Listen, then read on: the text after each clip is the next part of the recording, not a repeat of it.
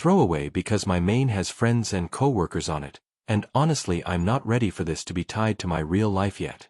I'm a 34M, been married to my wife, 33F, for just under 7 years. Together for 10 total. No kids yet, 2 cats, a mortgage that suddenly feels like a bad joke. If you'd asked me 6 months ago, I would have said we were fine. Not perfect, but fine in that boring, adult, we argue about dishes and money way. I loved her. I thought she loved me. The signs didn't come in like a movie explosion. They were small, annoying, easy to explain away. She got meaner. Not yelling, just sharp. Eye rolls, sighs, little comments that somehow always landed exactly where they'd hurt the most. Suddenly, everything I did was wrong. I loaded the dishwasher wrong. I breathed wrong. If I asked how her day was, I was interrogating. If I didn't ask, I didn't care. She also got weirdly secretive with her phone. I know that's cliché as hell, but hear me out. She used to leave it anywhere, kitchen counter, couch, bathroom sink. Then one day it was always face down. Always on silent. Always magically in her pocket when she left the room. If I even glanced in its direction, she'd snatch it up like I was about to steal state secrets. When I asked about it, she laughed and said I was being paranoid. Literally said, "God, you sound insecure lately." That stuck with me. There were other things too. New clothes. More makeup for quick errands. Staying late at work more often, except sometimes she'd come home in a great mood after these exhausting days. Humming. Smiling at nothing. Meanwhile, she barely looked at me. I told myself it was stress. Work. Age. A phase. Marriage just does this sometimes, right? Spoiler, it wasn't stress. Anyway, that's the context. That's the calm before everything went to hell. About 2 weeks after I really started noticing the phone thing, something small but stupid happened that I can't stop replaying. We were sitting on the couch watching some trash reality show, one of hers, obviously. She was half leaning against me but not really there, scrolling on her phone with that tiny smile she never had around me anymore. I made a joke about the show, something dumb, and she didn't react at all. Didn't laugh. Didn't roll her eyes. Nothing. Then her phone buzzed. Not a text ding. A buzz. She flinched. Like, full-body microjolt.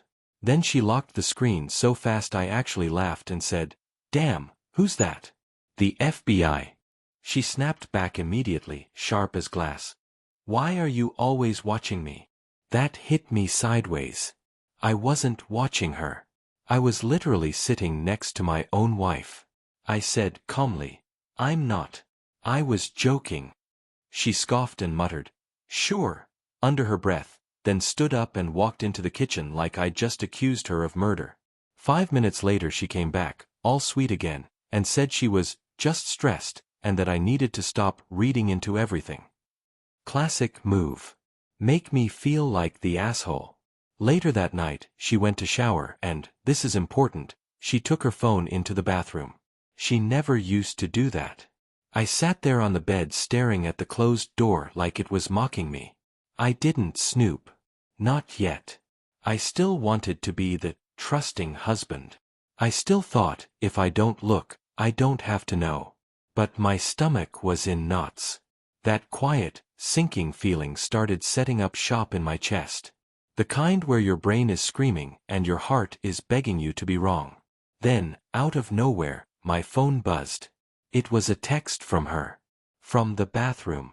"Can you grab me a towel? Forgot one." No. I grabbed the towel, walked to the door, and for half a second I swear I heard her whispering. Not shower noises. Not water. A voice. Soft. Familiar in a way that didn't belong to me. When I knocked, the whisper stopped instantly. She opened the door smiling, dripping wet, towel wrapped tight around her, and said, "What?" I handed her the towel. She kissed my cheek like everything was normal. But something had shifted. I could feel it. Like the ground cracking under my feet, just enough to know a collapse was coming. That night, I barely slept. She slept like a baby. And that's when I stopped telling myself I was crazy. The actual discovery wasn't dramatic at first. No dramatic music. No slow-motion phone drop. Just a random Tuesday morning and a chain of dumb luck that ruined my life. She left for work early, earlier than usual, because she was behind on a project. She kissed me on the forehead like she always did when she was lying. I didn't even realize that yet. I just knew it felt rehearsed. 10 minutes after she left, her phone lit up on the kitchen counter. She'd forgotten it. I stared at it like it was a live grenade. I told myself I wasn't going to look. I paced the kitchen. Made coffee. Spilled coffee. Laughed out loud like a man losing his mind. I even picked up my keys like I was going to chase her down and hand it to her like some loyal golden retriever. Then it buzzed again. A message preview popped up. Not her mom. Not work. Just a name I didn't recognize. And a heart emoji. My hands were shaking when I picked it up. I didn't even unlock it at first. I just stared at the lock screen like it might apologize. Then another message came through. Last night was insane. When can I see you again? That's it. That was the moment. I unlocked the phone. Passcode hadn't changed.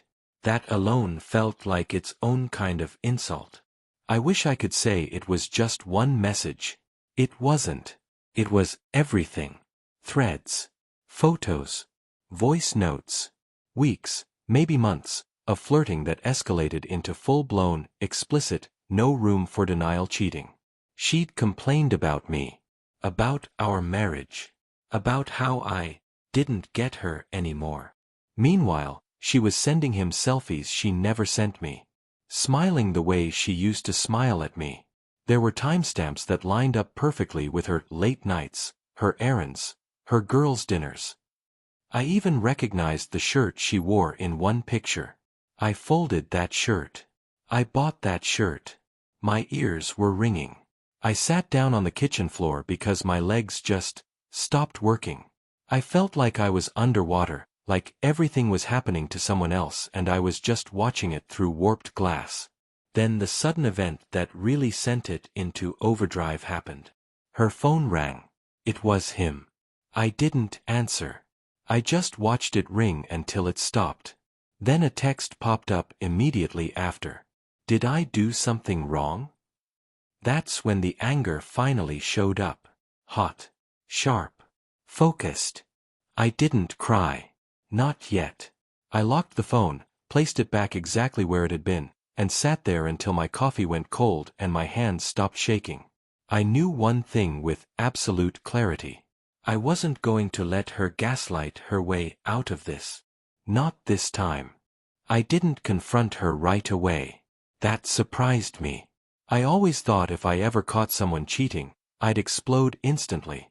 Flip tables. Yell. Do something dramatic enough to justify how bad it hurt. Instead, I waited. I went to work like a zombie. Answered emails. Sat through a meeting where someone complained about printer toner while my marriage was actively on fire. I remember nodding along and thinking, you have no idea how small this is compared to my life right now.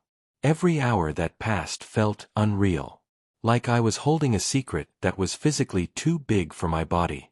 My phone buzzed once, her asking how my day was going. I stared at the message for a full minute before typing, busy. Talk later. She responded with a heart. That almost broke me more than the texts I'd seen earlier. By the time I got home, my chest felt tight, like I'd been bracing for a punch all day. She was already there. Cooking dinner. Music playing. Acting so normal it was borderline insulting. She smiled when she saw me. Hey, babe. I remember thinking how easy it was for her. How she could stand there stirring pasta while I was replaying screenshots in my head like crime scene photos. We ate dinner. I barely tasted anything. She talked about work. Complained about a coworker. Laughed at her own jokes. She asked me why I was so quiet, and I said I was tired. She nodded like that made sense. After dinner, she picked up her phone. And here's the thing, I saw it this time. The way her thumb hovered. The way her posture shifted. She wasn't just scrolling. She was checking. I said her name. Calm. Too calm. She looked up, annoyed already. What? I said. We need to talk. That's when her face changed. Not panic. Not guilt. Defensiveness. Immediate, preloaded defensiveness, like she'd been waiting for this moment and had her script ready. And suddenly, all that quiet waiting snapped into focus. This was it. I told her to sit down. She didn't. She crossed her arms instead, leaning against the counter like this was going to be a lecture for me. What is this about? She asked, already irritated. I took a breath. I remember that part very clearly because my hands were shaking and I didn't want her to see it. Who is he? Dead silence. 1 full second. Maybe 2. Then she laughed. Actually laughed. A sharp, fake little exhale. Who? That's when I knew. Not suspected. Knew. I said his name. Just the first name. Calm. Flat. Her face flickered. Just for a moment. Like a glitch in bad software. Then it hardened. Oh my God, she said, rolling her eyes. Are you seriously doing this? Doing what? Catching you. I told her I saw the messages. I told her she left her phone. I told her not to insult me by pretending this was nothing. And she went straight into attack mode. You went through my phone? Wow. That's such a violation. So now you're spying on me? I can't believe you don't trust me. Not, I'm sorry. Not, I messed up. Straight to blaming me. I asked her, again, if she slept with him. She scoffed. God, no. You're being dramatic. Lie number 1. I mentioned the pictures. The timestamps. The fact that he literally texted that morning. Her story shifted instantly. Okay, fine, we flirted. That's it. It was harmless. Lie number 2. I told her I heard the voice note. The one where she whispered that she missed him. That she wished she was with him instead of stuck at home. She exploded. Well, maybe if you actually paid attention to me, I wouldn't need validation from someone else, she snapped. There it was. The pivot. Somehow this was now my fault. I asked her one last time to just tell the truth. She crossed her arms tighter and said, You're blowing this way out of proportion. Nothing physical happened. Lie number 3. I pulled my phone out and showed her the screenshot I'd sent myself. One picture. Just one. Enough. Her mouth opened. Closed. Then she did something I still can't wrap my head around. She shrugged. It didn't mean anything, she said. It was just sex. Just sex. Something inside me cracked clean in half. She wasn't crying. She wasn't apologizing. She was annoyed. Like I'd caught her doing something mildly inconvenient, not detonated our marriage. That's when I realized this conversation wasn't about the affair anymore. It was about who she really was. And I didn't recognize her at all.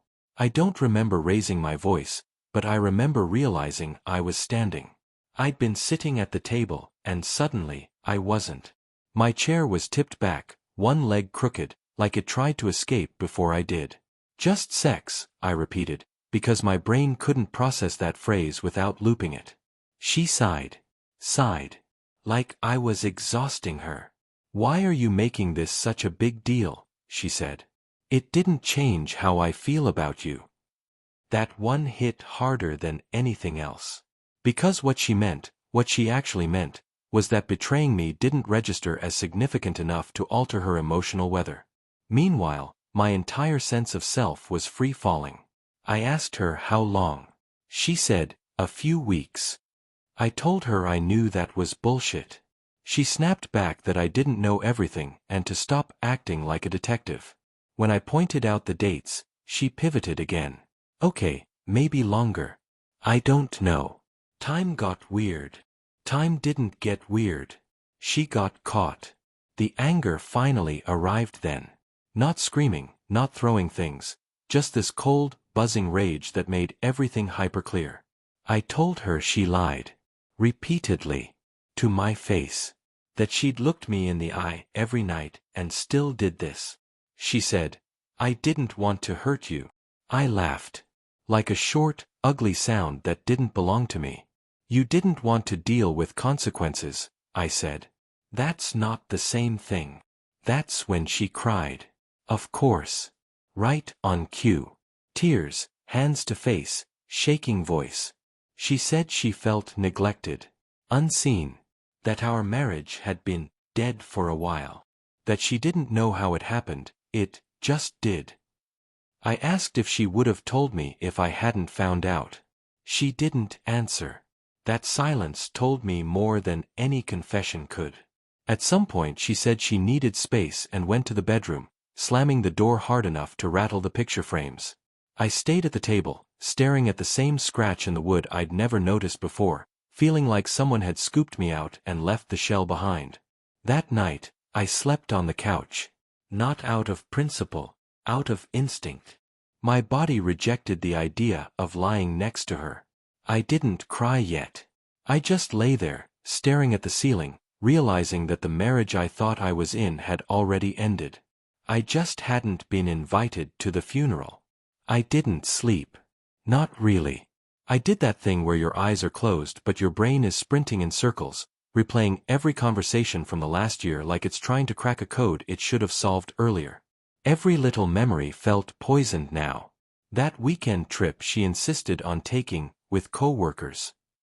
The random argument she started the night before, like she needed an excuse to be mad at me. The way she'd flinch when I touched her sometimes, then accuse me of being distant. I kept thinking, was that when it started? Or earlier? And then the worst thought, did it ever stop? Around 3 a.m., she came out of the bedroom to get water. Didn't even look at me. Just walked past like I was furniture she'd grown tired of. No apology. No check-in. Nothing. I realized something then, very quietly and very clearly. She wasn't ashamed. She was inconvenienced. That hurt more than the cheating itself. At some point my anger drained out and left this hollow, aching sadness behind. I thought about how hard I'd tried to be a good husband. Not perfect, never perfect, but present, faithful, honest. I'd imagined growing old with her. I'd imagined dumb inside jokes at 60. Retirement plans. Grandkids we'd spoil. All of that evaporated in one night on a couch that smelled faintly like her shampoo. By morning, I felt older. Not wiser. Just heavier. She acted normal when she woke up. Asked if I wanted coffee. Told me we should talk later when emotions aren't so high. Like this was a scheduling issue. I nodded, because I didn't trust myself to speak without saying something that would scorch the earth. But inside, something had shifted again. I wasn't just hurt anymore. I was starting to detach. And once that happens, I think the ending is already written. We did talk later. That afternoon. At the kitchen table again, like that spot was now the designated place where my life fell apart. She came in armed with a whole new version of events. Now it wasn't just sex. Now it was, I was confused. Now it was, I didn't think it would go this far. She said she felt emotionally abandoned, and that he listened to her in a way I didn't anymore. That one pissed me off more than anything. Because I did listen. I just didn't worship her misery the way he apparently did. Every time I asked a direct question, she dodged it like it was her job. How many times? I don't remember. Where? Why does that matter? Are you still talking to him? She hesitated. Too long. No. Lie. Again. I asked her to swear on our marriage. She rolled her eyes and said, "Don't be dramatic." That's when I realized she wasn't trying to rebuild trust, She was trying to minimize damage. Control the narrative. Shrink the story until it was small enough for her to live with. She even had the nerve to say, "You're not exactly innocent either." I asked her what the hell that meant. "Well," she said, shrugging, "you haven't exactly been emotionally available." So now my crime was not being psychic enough to stop her from cheating. I told her I needed space to think. Real space. She scoffed and said, "Running away won't fix anything." I didn't argue. I grabbed a bag and left. As I was walking out, she yelled after me, "So you're just going to throw everything away over one mistake?" One mistake. I got in my car and sat there for a minute before starting it, hands gripping the steering wheel, heart pounding like it wanted out. That's when my phone buzzed. A notification. From her phone plan. A new line had just been added. She hadn't even stopped. That was the moment something inside me finally shut off. Not anger. Not sadness. Hope. And once hope dies, things get very, very clear. I drove to my brother's place. Didn't call ahead. Just showed up like a ghost with a duffel bag and a face that apparently said everything, because he didn't ask questions. Just handed me a beer and said, "Couch is yours." That night, for the first time since D-Day, I slept. Not well, but enough. No her. No phone buzzes. No rehearsed sighs. Just silence. In the morning, clarity hit me like a slap. Not the kind where you feel empowered and enlightened. The kind where you realize you've been negotiating with someone who stopped playing fair a long time ago. I checked my phone. Missed calls. Texts. A whole emotional roller coaster from her side. "Can we please talk? You're overreacting. I miss you. This is unfair. I didn't mean to hurt you. Why are you ignoring me?" Notice what's missing? Still no apology that didn't come with conditions. I replied with one sentence. "Are you still in contact with him?" It took 12 minutes for her to answer. I timed it. "Why does that matter right now?" That was my answer. I told her I needed honesty if there was even a chance of moving forward. I said I wouldn't tolerate any more lies. She responded, "I already told you everything." Reader, she had not. An hour later, my brother came home for lunch and found me staring at my phone like it might bite. I told him everything. Out loud. Saying it made it real in a way screenshots hadn't. He didn't trash her. Didn't hype me up. He just said, "You know this doesn't stop unless you stop it, right?" That sentence lodged itself deep. Because the truth was, if I went back without consequences, I was teaching her exactly how much I was willing to endure. How much respect I didn't require. And I hated that version of myself.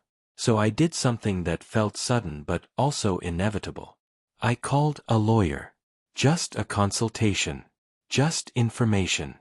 But when the receptionist asked, "Is this regarding infidelity?"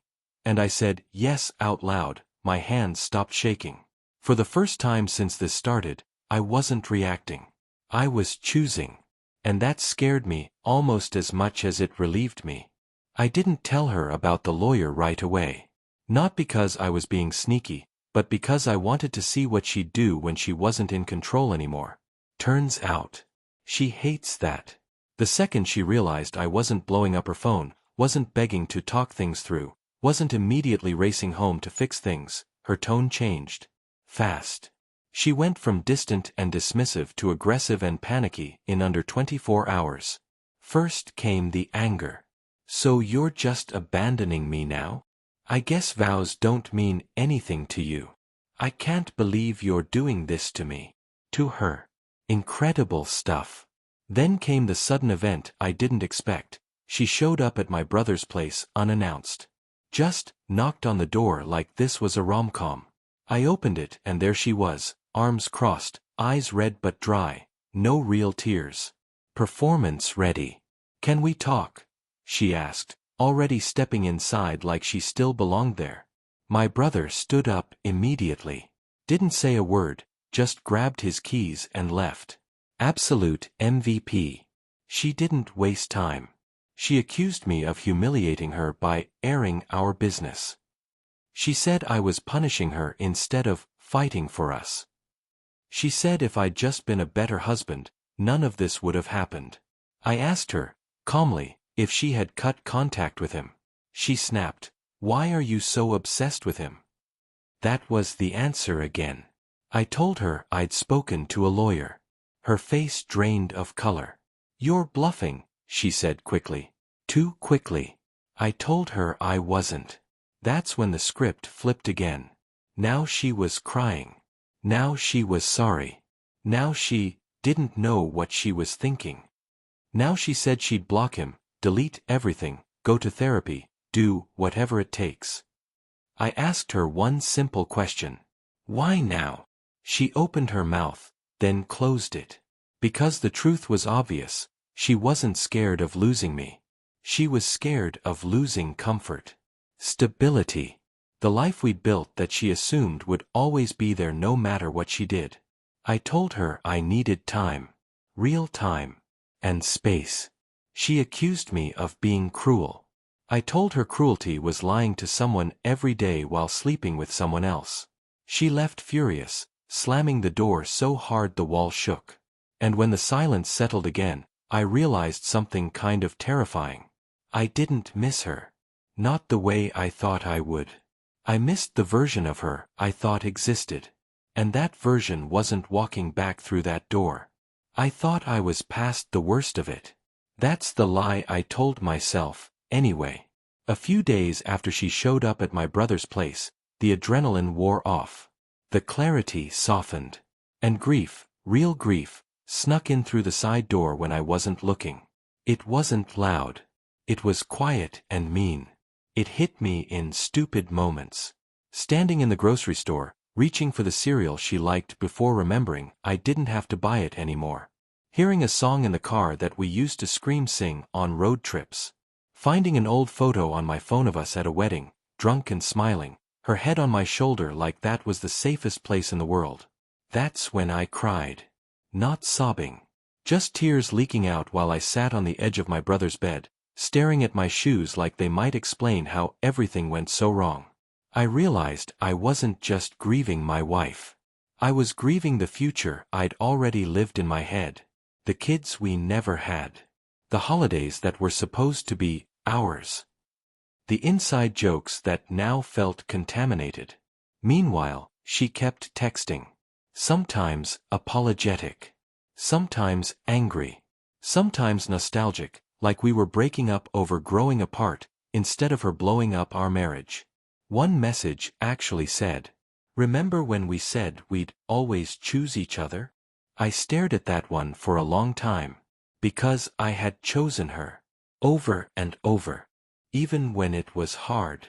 Even when she was difficult. Even when I didn't feel appreciated.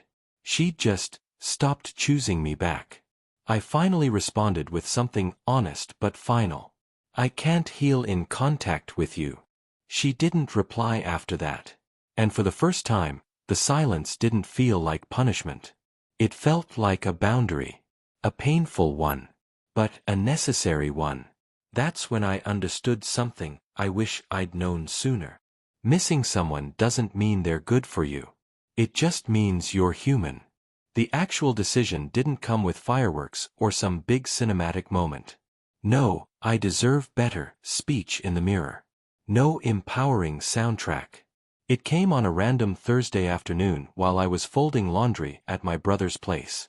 I was matching socks that weren't even mine, and I suddenly thought, I don't want to spend the rest of my life wondering if I'm being lied to. That was it. Not rage. Not revenge. Exhaustion. I thought about what working on the marriage would actually look like. Years of checking phones without wanting to. Wondering who she was texting when she smiled at a screen. Flinching every time she was late. Playing detective in my own relationship. I couldn't do that. I didn't want to become that guy. So I called the lawyer again. Scheduled the next steps. Asked what separation would look like. what protecting myself financially would mean.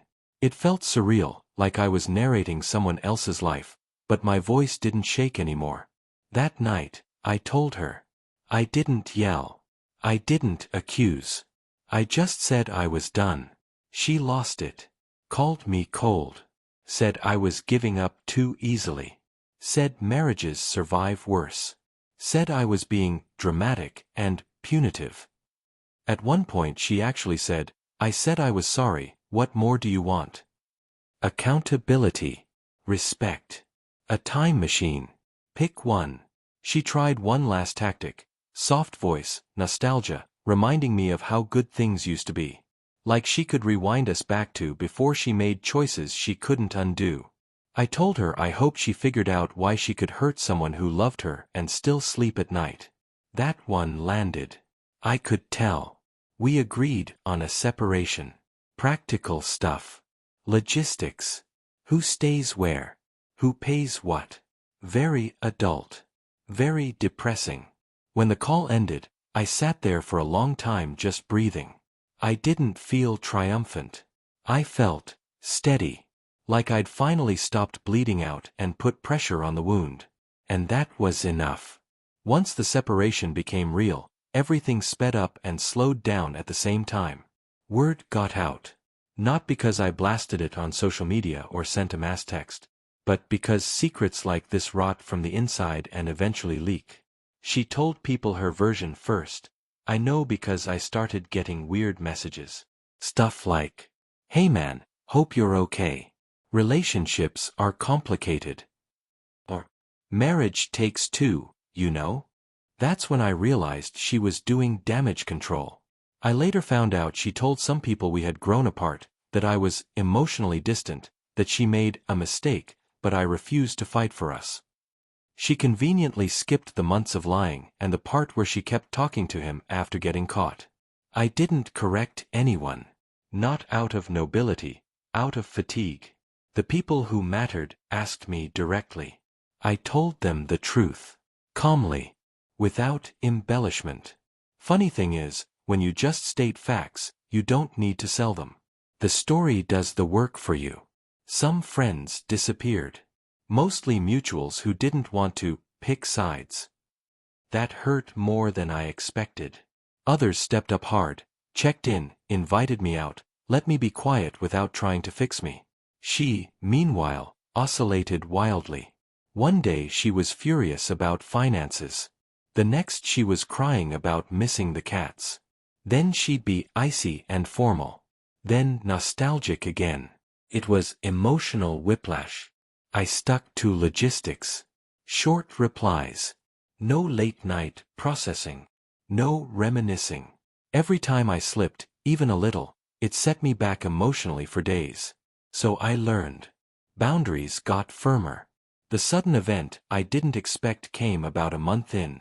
I found out, through a mutual friend, that she was openly seeing him now. The same guy. Dinners. Drinks. Posted, but quietly. Like if she didn't tag him, it wouldn't count. That stung. Bad. But it also did something else. It erased the last shred of doubt. Because whatever guilt she claimed to feel, whatever confusion she'd blamed, it sure hadn't slowed her down once I was out of the picture. I didn't confront her about it. Didn't need to. I just updated my lawyer and went for a long walk that night, letting the hurt burn off like acid rain. And somewhere between mile 2 and 3, I caught myself thinking, I'm going to be okay. Not soon. Not easily.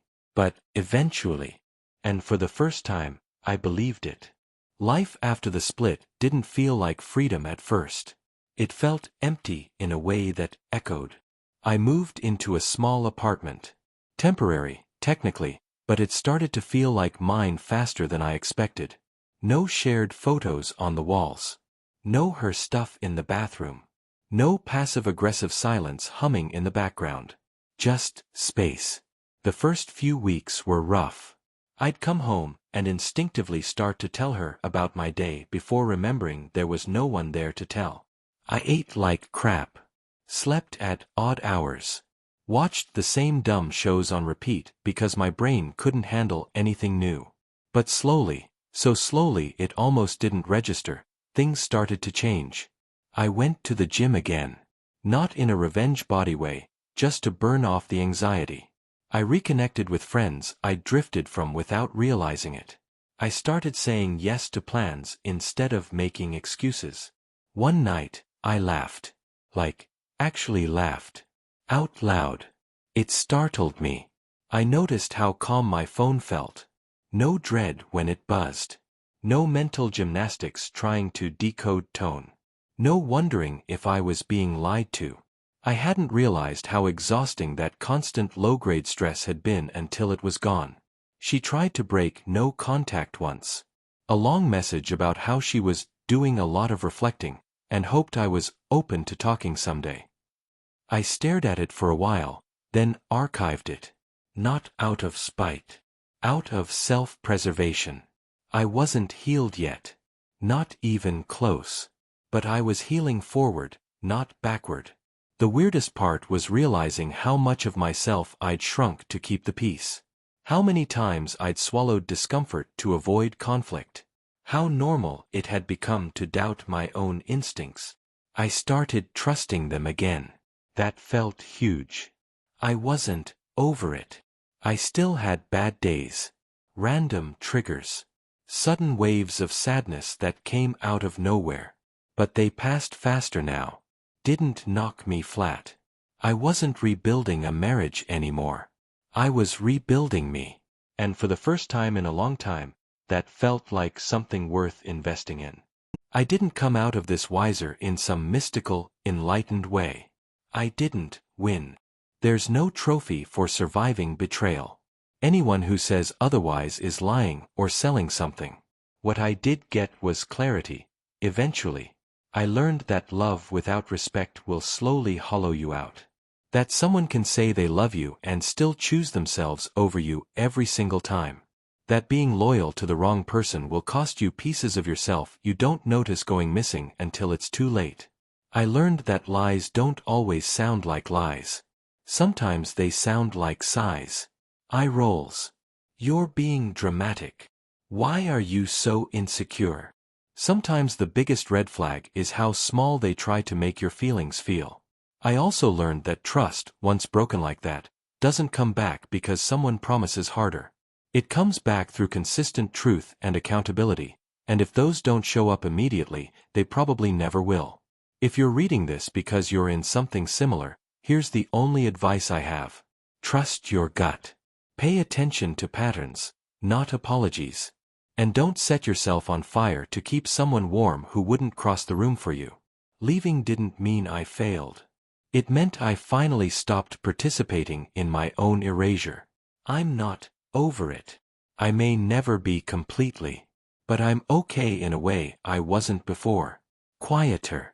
Stronger. More honest with myself.